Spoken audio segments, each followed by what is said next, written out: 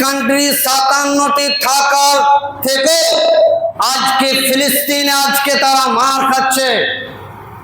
আজকে গাজাকে শেষ করে দিল, তাদেরকে বন্দুকে গুলিতে ঝাঁঝরা করে দেওয়া হলো। তারা খাবারের জন্য তারা পাত্র নিয়ে ঘুরে বেড়াচ্ছে রোডে রোডে, তাদের খাবার নেই।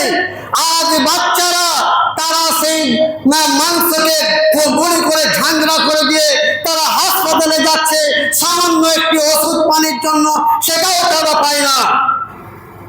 আর সেই ফিলিস্তিনিরা, সেই গাজাবাসীরা শুধু এইটাই বলছে, আইনা লেরা, আইনা লেরা। কোথায় সেই সৌদি, যে সৌদি সকালে খায় ছাগল আর দুপুরে খায় উম্বা আর রাত্রে খায় উট? সেই সৌদি কোথায়? আর সেই 57টি দেশ কোথায়? আর একবার যদি হুমকার ছাড়ে সেই ইসরায়েলকে কোথায় উড়িয়ে দেবে, হাওয়ার মতো উড়িয়ে যাবে। আজকে সব চুপচাপ হয়ে আছে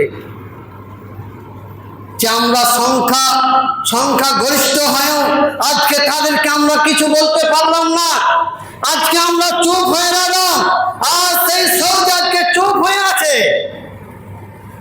আজকে এগুলো হলো কারণ হলো একটাই, আমাদের ঈমানের দুর্বল। তারপরে আল্লাহ রাসূল সাল্লাল্লাহু আলাইহি সাল্লাম বলেন,